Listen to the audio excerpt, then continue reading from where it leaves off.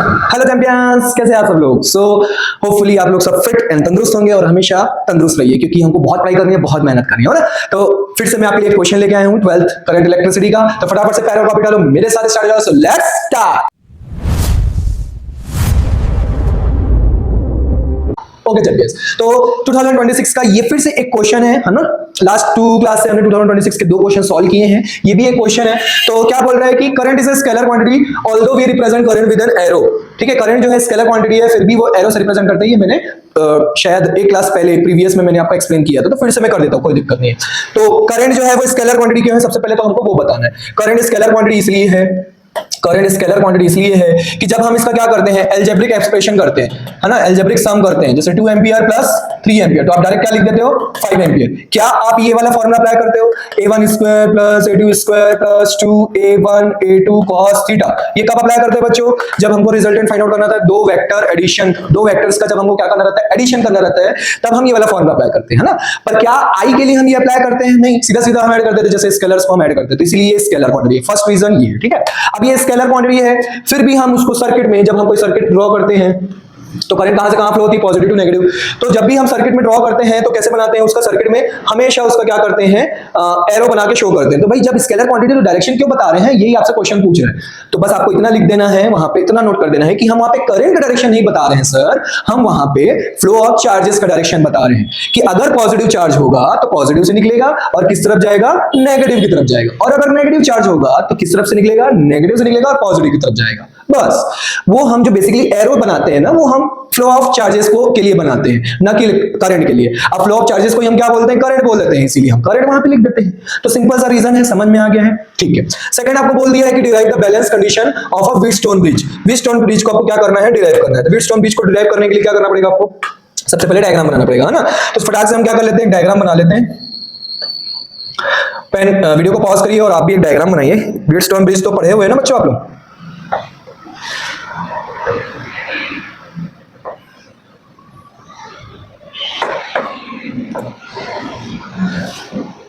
ठीक है,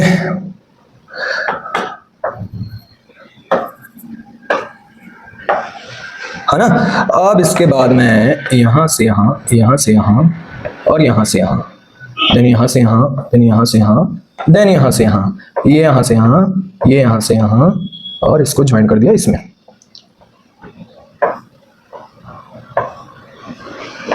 ठीक है, तो ये हो गया आपका। अब यहां पे बीच में भी क्या करना पड़ेगा आपको,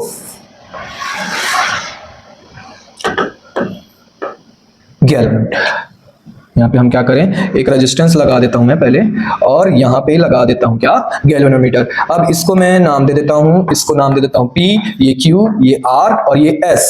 ठीक है, अब यहाँ पे मैं A, B, C and D ये नाम दे देते हैं बच्चों।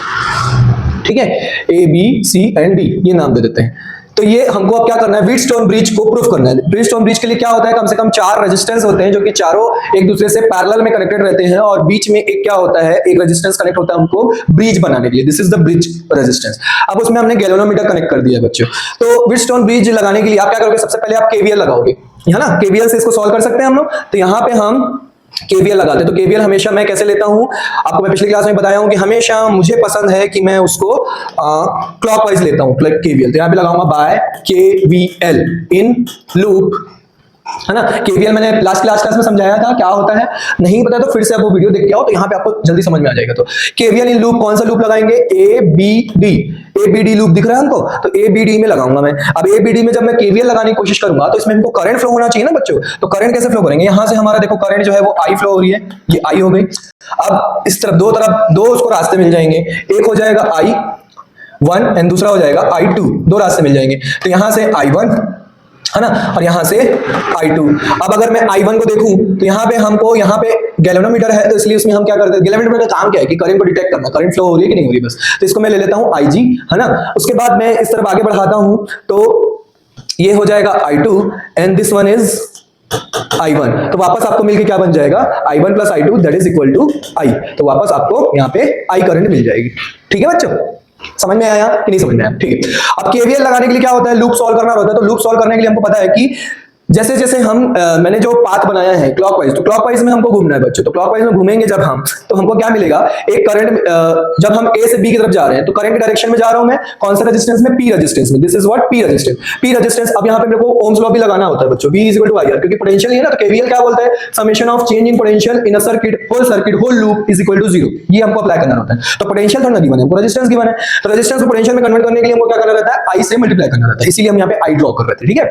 तो अब देखो करंट के डायरेक्शन में, तो मैंने बताया था जब भी हम करंट के डायरेक्शन में आएंगे तो हमको क्या लेना है, नेगेटिव लेना है। तो नेगेटिव लेंगे तो यहाँ पे I1 इंटू पी हो जाएगा, ठीक है। फिर दूसरा यहाँ पे बी से डी में देखेंगे, तो बी से डी में फिर से मैं करंट के डायरेक्शन में जा रहा हूं, तो मैं IG और उसका जो मैं रेजिस्टेंस ले लेता हूं कितना, G। और उसके बाद देखो मैं जब मैं D से A की तरफ जा रहा हूं तो करंट के ऑपोजिट डायरेक्शन में जा रहा हूं, तो मैं क्या ले लूंगा, I2 into S is equal to 0। समझ में आया बच्चों, ठीक है।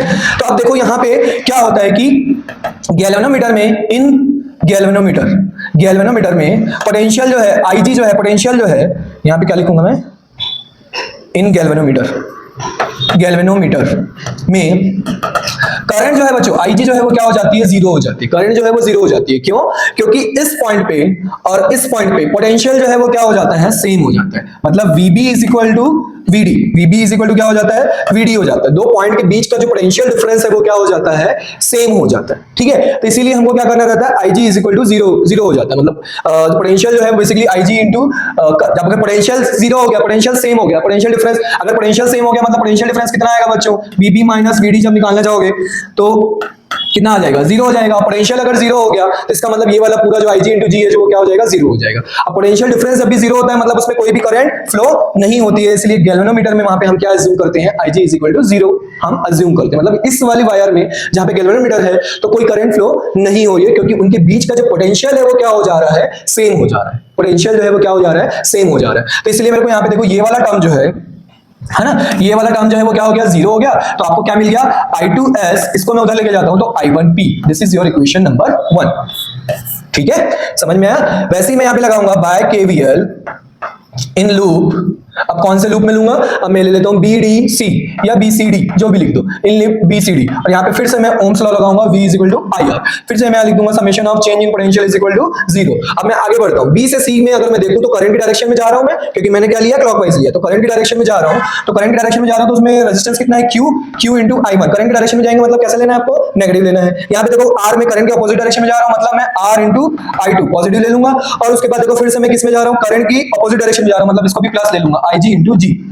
अब फिर से वही लॉजिक, यहाँ पे ये वाला टर्म जो है वो क्या हो जाएगा, 0 हो जाएगा। दिस टर्म इज 0, क्योंकि उनके बीच का पोटेंशियल जो है वो क्या हो जा रहा है, सेम हो जा रहा है, इसलिए जो करंट जो है वो भी क्या हो जाएगी, 0 हो जाएगी। So you will get what, R into I2 is equal to Q into I1।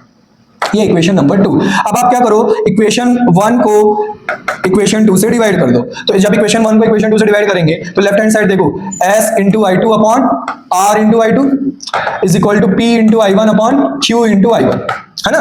तो यहाँ पे क्या हो जाएगा, ये I2 कैंसिल और I1 cancel, so you will get what, P by Q is equal to R by S। This is the Wheatstone bridge.